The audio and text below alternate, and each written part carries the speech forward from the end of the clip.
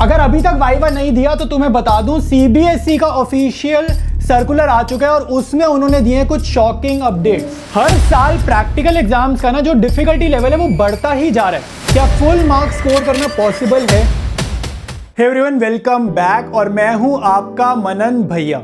मेरे भाई, आज का टॉपिक जो है वो काफ़ी सीरियस टॉपिक है। देखो, कोई भी बच्चा 90 प्लस चाहता है, 95 प्लस चाहता है, 100 चाहता है। प्रैक्टिकल एग्जाम तुम इग्नोर नहीं कर सकते, इसमें तुम्हें लाने हैं 20 में से 20। जो भी बच्चा ये वीडियो देख रहा है, मेरा तुमसे वादा है, प्रॉमिस है, 19 मार्क्स कोई नहीं लाएगा, सारे बच्चे 20 और 20 लाएंगे। 20 में से 20 लाने के लिए ना कुछ स्टेप्स को फॉलो करना होता है। सारे स्टेप्स मैं तुम्हारे को बताने वाला हूं, ठीक है। जो भी तुम्हारे माइंड में डाउट्स हैं कि पेपर के दौरान, जो वाइवा के दौरान अगर किसी सवाल का मैंने गलत जवाब दिया तो क्या करना है, वाइवा देने से पहले फाइल में कैसे मैनेज करना है, अगर कुछ गड़बड़ हो जाए, मेरा वाइवा खराब हो जाए, क्या तब भी फुल मार्क्स लाए जा सकते हैं, क्या कोई तरीका है, तो हर एक चीज का मैं तुम्हारे को आज जवाब देने वाला हूं। दूसरी जरूरी बात, देखो सीबीएसई का ना ऑफिशियल सर्कुलर आ चुका है, तो उसमें ना उन्होंने कुछ इंस्ट्रक्शंस दिए स्टूडेंट्स को भी और स्कूल्स को भी। हमें स्कूल से मतलब नहीं है, हमें जानने कि उन्होंने स्टूडेंट्स को क्या इंस्ट्रक्शंस दिए। तो कुछ इंपॉर्टेंट अपडेट वहां पर भी है, वो अपडेट भी मैं तुम्हारे साथ आज शेयर करने वाला हूं। तो पूरा वीडियो तुम्हारे लिए बहुत इंपॉर्टेंट रहने वाला है अगर तुम्हें 20 में से 20 लाने हैं तो। फुल मार्क्स लाने का पूरा प्रोसेस, पूरा हैक शेयर करने से पहले हर एक बच्चा कमेंट करो कि तुम्हारा एक्चुअली में प्रैक्टिकल का जो वाइवा है वो है किस दिन। मुझे सारे बच्चे डेट कमेंट अपनी करो। देखो, कमेंट करना बहुत ज्यादा जरूरी है। मैंने तुम्हारे साथ शेयर करने हैं डेमो वीडियोस। वाइवा का जो तुम्हारा एक्चुअल वाइवा होना है ना, फेस टू फेस, उसके कुछ डेमो वीडियोस बनाए हैं मैंने, वो मुझे शेयर करने हैं। तो वो मैं शेयर करना चाहता हूं जब तुम्हारे वाइवा नजदीक हो। तो कमेंट याद से कर देना। अगर तुमने कमेंट नहीं किया ना तो डेमो वीडियोस आने नहीं वाले, फिर ये याद रखना। प्रैक्टिकल्स में फुल मार्क्स लाने का जो पहला स्टेप है वो ये है कि अपने आप से पूछो, क्या तुम्हारी स्कूल की टीचर तुम्हारे को बाय फेस और बाय नेम दोनों पहचानती है कि नहीं पहचानती। अगर वो पहचानती है तुम्हारे को बाय फेस बाय नेम, उन्हें तुम्हारा नाम पता है, नाम से ही तुम्हारी वो शक्ल पहचान जाती है कि तुम कौन हो, तो तुम्हारा ये जो पहला स्टेप है फुल मार्क्स लाने का वो डन है, ठीक है। अपना प्रैक्टिकल एग्जाम से पहला स्टेप डन है। लेकिन बहुत सारे बच्चे ऐसे होंगे जो बैक बेंचर्स होंगे या इंट्रोवर्ट्स होंगे, स्कूल टीचर उनको पहचानता ही नहीं है। तो मेरे भाई, आपको क्या करना है, आपको स्कूल 1 या 2 बार जाना है अपने प्रैक्टिकल एग्जाम से पहले और आपको अपनी टीचर से इंट्रोडक्शन करनी है, बातचीत करनी है। बातचीत करने का एक बड़ा अच्छा बहाना तुम्हें बता रहा हूं, ठीक है। इसका फायदा क्या होगा ये बाद में मैं बताऊंगा, लेकिन ये जरूर करनी है, पहला स्टेप है, इसको जरूर करके आना। अगर 20 में से 20 चाहिए, ठीक है। आपको क्या करना है, अपनी टीचर से बात ये करनी है कि मैम या सर जो भी उनसे ये बताना, अपने बारे में ही बात करनी है कि मैम मेरे ना सितंबर एग्जाम्स में इतने मार्क्स आए थे, फिर मैंने मेहनत करी, प्री बोर्ड्स में मेरे इतने मार्क्स है। चाहे जितने आए, कम आए, ज्यादा है, लेकिन तुम्हें अपने आप को ऐसे शो करना है कि मैं पढ़ाई कर रहा हूं, मैं मेहनत कर रहा हूं या मेहनत कर रही हूं और मैं और अच्छे मार्क्स लाना चाहता हूं, ठीक है। आपको अपनी स्कूल टीचर को ये चीज शो करनी है कि तुम बहुत ज्यादा एफर्ट्स कर रहे हो पढ़ाई में। ये जो कॉन्वर्सेशन होगी ना तुम्हारी टीचर से, वो तुम्हारा नाम भी पहचान जाएगी, तुम्हारे को बाय फेस भी पहचान जाएगी और उन्हें पता चल जाएगा कि भाई ये बच्चा जो है ये एफर्ट्स कर रहा है पढ़ाई में। इसका क्या बेनिफिट होने वाला है ये मैं तुम्हें बताता हूं बाद में। तो अब बारी आ गई है तुम्हारे स्टेप 2 की। देखो, अब हम पहुंच गए ड्यूरिंग प्रैक्टिकल एग्जाम। अब तुम्हारा एग्जाम स्टार्ट है, तो मैं तुम्हें बता दूं, जिन्होंने भी प्रोजेक्ट फाइल बहुत सुंदर बनाई है ना, कोई फायदा नहीं है। मैं बता रहा हूं, जो तुम्हारा एक्सटर्नल आएगा उन्होंने मुश्किल से 10 सेकंड वो फाइल देखनी है और बाद में ना जब तुम्हारी फाइल चेक हो जाएगी, जब तुम्हारा वाइवा डन हो जाएगा, फाइल को ना वो हल्का सा फाड़ भी देते हैं। तो उस टाइम तुम्हारा दिल छोटा नहीं हो जाना चाहिए, फाड़ते वो इसीलिए ताकि वो रीयूज ना हो, ठीक है। अब मेन मेरे को इस स्टेप में क्या बताना है, जो हमारा सेकंड स्टेप है, हमें ये समझना है कि मान लो तुमसे कोई सवाल पूछा गया। अब अगर कोई तुमसे सवाल पूछा एक्सटर्नल ने, ठीक है, और उसका जवाब तुम्हें नहीं आता, तो तुमने क्या करना है, सिंपली तुम्हारे को इंग्लिश में यहां पे लिखा हुआ आ जाएगा, एग्जैक्ट यही वर्ड्स यूज करना जो यहां पे लिखे हुए हैं। आपको सीधे ये बोलना है कि भाई मैम मेरे को इस सवाल का जवाब नहीं आता है, क्या आप मेरे से प्लीज कोई और क्वेश्चन पूछ लोगे, ठीक है। मैं तुम्हें हिंदी में समझा रहा हूं और इस टॉपिक को मैं बाद में घर जाकर पढ़ लूंगा, ठीक है। जो भी उन्होंने पूछा, जो तुम्हें नहीं आता, इसको मैं बाद में पढ़ लूंगा, ठीक है। आपको सिंपली ये बोलना है कि मेरे से आप कोई और सवाल पूछे, इंग्लिश में जो लिखा रहा है एग्जैक्टली यही वर्ड्स यूज करना। मान लो दूसरा उन्होंने क्वेश्चन किया, वो भी तुम्हें नहीं आता, या उसके बाद भी तुम यही बोल देना।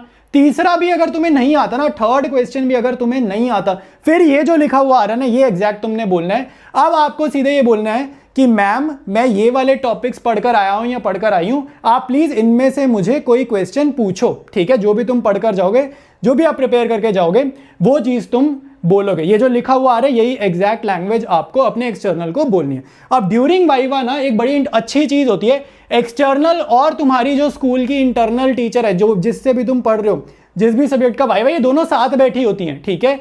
तो आपको अपनी इंटरनल की टीचर को देख के खुश होना है, दुखी नहीं होना, क्योंकि अगर वाइवा अगर बिगड़ गया ना तो ये जो इंटरनल टीचर है ना यही तुम्हारी कहानी आगे संभालेगी।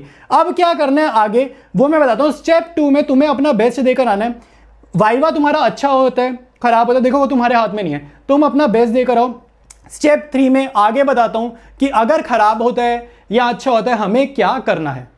तो अब आगे हम लोग हमारे स्टेप 3 पे, अगर मान लो 1% तुम्हारा वाइवा अच्छा नहीं गया, वाइवा खराब गया, आपने अगर स्टेप 1 फॉलो करे, स्टेप 2 भी फॉलो करे, तो स्टेप 3 तुम्हारे लिए बहुत आसान होने वाला है। अगर वाइवा अच्छा हो गया है, ये स्टेप फॉलो नहीं करना, ये स्टेप इग्नोर कर दो। अगर वाइवा अच्छा है, सेटिस्फैक्ट्री है, स्टेप 1 स्टेप 2 तुम्हें लग रहा है मेरे डन हो चुके हैं, तो स्टेप 3 आपको नहीं करना अगर आपका वाइवा अच्छा हो गया। ध्यान से सुनो, अगर वाइवा मेरे भाई तुम्हारा खराब गया है, कुछ नहीं करना, अपना वाइवा जैसे ही डन होता है उसी दिन, जिस दिन वाइवा दे रहे हो, ठीक है, अपना हॉल जो भी रूम में वाइवा दिया बाहर आओ, अपनी इंटरनल वाली टीचर, एक्सटर्नल नहीं इंटरनल जिससे तुम पढ़ते हो, उनको स्टाफ रूम में या कहीं पर उनको अप्रोच करो, ठीक है। और कोशिश करना वहां पर ना ज्यादा बच्चे ना हो, ठीक है, उनको कोशिश करो स्टाफ रूम में अदर टीचर्स भले ही हो, वहां पर उनको अप्रोच करो और उनको सीधा जाकर बोलो, उनके हाथ पांव जोड़ो, उनको विनती करो कि मैम मेरा आपने देखा ही है जो वाइवा है वो अच्छा नहीं गया, खराब गया, बट मेरे प्लीज 20 में से 20 दिलाना, हाथ जोड़ देना उनके, ठीक है। रिक्वेस्ट करना इंटरनल को जो भी तुम्हारी है और रिस्पेक्टफुली उनको रिक्वेस्ट करके बाहर आ जाना, चले जाना, ठीक है। उनसे पूछते ना रहना लगवाए 20 की नहीं, पूछना नहीं, तंग नहीं करना, ठीक है। तमीज से इज्जत से उनको रिक्वेस्ट कर देना कि मेरे फुल लगवा दो और उसके बाद बाहर आ जाना। ये तुम्हारा स्टेप 3 है अगर वाइवा खराब हुए। ये 3 स्टेप्स अगर कर लेना, मैं गारंटी दे रहा हूं तुम्हारे 20 में से 20 आएंगे। अब मैं तुम्हें बताने वाला हूं सीबीएसई का ऑफिशियल सर्कुलर, उन अपडेट्स को भी तुम लोग सुन लो, ठीक है। कहीं ऐसा ना हो वो कोई छूट जाए और गड़बड़ हो जाए और हम नंबर कम लेकर आए, ऐसा नहीं होना चाहिए। सर्कुलर शेयर करने से पहले ना मैं तुम्हें एक और प्रूफ दे देता हूं, एक प्रिडिक्शन कर देता हूं कि तुम कितने नंबर लेकर आने वाले हो, ठीक है, अपने प्रैक्टिकल एग्जाम में। ध्यान से देखो, तुम्हारे को मैं एक चीज बता दूं, 15, 16, 17, 18, 19, 20 यही नंबर मिलते हैं, इससे नीचे तो मिलते ही नहीं। इससे नीचे अगर मिल गए तो तुम एक्सेप्शनली खराब बच्चे हो, अगर तुम्हें 15 से नीचे एक्सटर्नल देकर जा रहा है तो। देखो अब होता क्या है कि आपके जो स्कूल टीचर है ना, जो इंटरनल्स हैं, उनको इंस्ट्रक्शंस होती है कि उनको ना मार्क्स ज्यादा देने हैं। वो चाहते हैं कि आप ना इस रेंज में रहो, ठीक है, 20 में रहो बेस्ट है, 20 से नीचे गिरे तो 19 में जाओ, 19 से नीचे गिरे तो 18 जाओ, यहां तो बहुत ही कम जाएंगे, ठीक है। ये स्कूल की आपके टीचर को इंस्ट्रक्शंस रहती है। अब ऐसा क्यों होता है, अब ध्यान से सुनो, मैं तुम्हें बड़ी एक काम की बड़ी प्रैक्टिकल बात बताने वाला हूं। होता क्या है, हर स्कूल का ना जो रिजल्ट होता है 10th और 12th का बहुत ज्यादा इंपॉर्टेंट होता है। जिस स्कूल का 10th का रिजल्ट अच्छा है, 12th का रिजल्ट अच्छा है, उस स्कूल में ना एडमिशंस बहुत अच्छे से होते हैं, जो नर्सरी केजी वाली क्लासेस होते हैं ना वहां के। तो बेसिकली होता क्या है कि अगर 10th 12th का स्कूल का रिजल्ट अच्छा है तो स्कूल बहुत ज्यादा रेप्यूटेड माना जाता है। जितना रिजल्ट 10th 12th का खराब, उतना स्कूल रेप्यूटेड नहीं माना जाता। तो स्कूल अपनी इज्जत के लिए, ठीक है, अपनी इज्जत के लिए तुम्हारे ये नंबर क्यों काटेगा, तुम खुद सोचो। अगर वो तुम्हारे को कम नंबर देगा तो तुम्हारा रिजल्ट नहीं आएगा, तुम्हारे आएंगे भाई 100 में से 90, 91, 92। अगर यहां पर वो जान के कम देंगे, उससे होगा क्या, अल्टीमेटली तो स्कूल का खुद का रिजल्ट खराब होगा ना। तो वो ऐसा कभी होने नहीं देंगे, इसीलिए वाइवा में वो मार्क्स ज्यादा ही देने वाले हैं। तो टेंशन हटा दो, तुम्हारी इंटरनल ही तुम्हारी हेल्प करने वाली है। 20 में से 20 या 30, किसी सब्जेक्ट में अगर 30 का है पी वगैरह में, तो उसमें 30 में से 30 वो तुम्हें दे के ही रहेंगे। तो सीबीएसई ने ऑफिशियल सर्कुलर अपना निकाला, अगर मैं तुम्हें दिखा दूं, ये 1 जनवरी 2026 का है, ठीक है। पूरी पीडीएफ तो बहुत बड़ी है, मैं तुम्हारे लिए सिर्फ काम की चीज लेकर आया हूं, जो तुम्हारे मतलब की चीज है वो मैं तुम्हारे को आज बता देता हूं, ठीक है। तो जिसको पूरी पीडीएफ देखनी है, ऑफिशियल सीबीएसई की वेबसाइट पे जाओगे, वहां पर मिल जाएगी। देखो तुम्हारे मतलब का क्या चीज है, देखो ये दोनों पॉइंट्स इंटरकनेक्टेड है। इन दोनों पॉइंट्स में देखो वो ये कह रहे हैं कि जो मार्क्स है, एक तो जिस दिन आपका वाइवा कंडक्ट होगा उसी दिन जो मार्क्स है अपलोड कर दिए जाएंगे, ठीक है, सीबीएसई में मार्क्स भेज दिए जाएंगे जिस दिन वाइवा तुम्हारा होगा तुम्हारे सब्जेक्ट का। तो एक चीज आपको ये समझनी है, यहां पर क्लियर कट बोल रहा है कि वाइल अपलोडिंग द मार्क्स, ये लाइन ध्यान से पढ़ो, कह रहे the school the internal examiner, यहां पे इंटरनल तुम्हारा कीवर्ड है, एंड द एक्सटर्नल एग्जामिनर, ठीक है, and the external examiner shall ensure that correct marks are uploaded. तो मार्क्स जब अपलोड हो रहे हैं तो इंटरनल और एक्सटर्नल मिलकर मार्क्स अपलोड करेंगे, वो मेक श्योर करेंगे। तो अगर तुम्हारा इंटरनल तुमसे खुश है, इंटरनल मतलब जो तुम्हारे स्कूल वाला टीचर है, तुम्हारी स्कूल की जो मैम है, अगर वो तुमसे खुश है, तुमने तीनों स्टेप जो मैंने वीडियो में बताया अगर तुम वो फॉलो करोगे, वो ऑब्वियस सी बात है वो तुमसे खुश होंगी, तुमसे सेटिस्फाइड होंगी।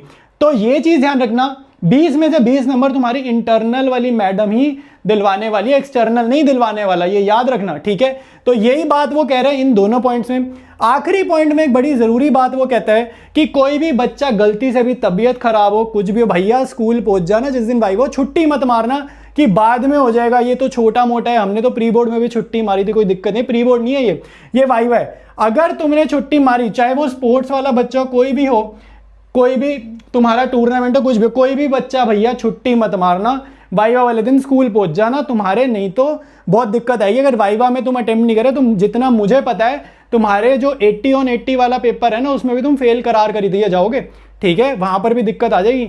तो वाइवा के 20 में से 20 प्रैक्टिकल दिन पहुंच जाना स्कूल।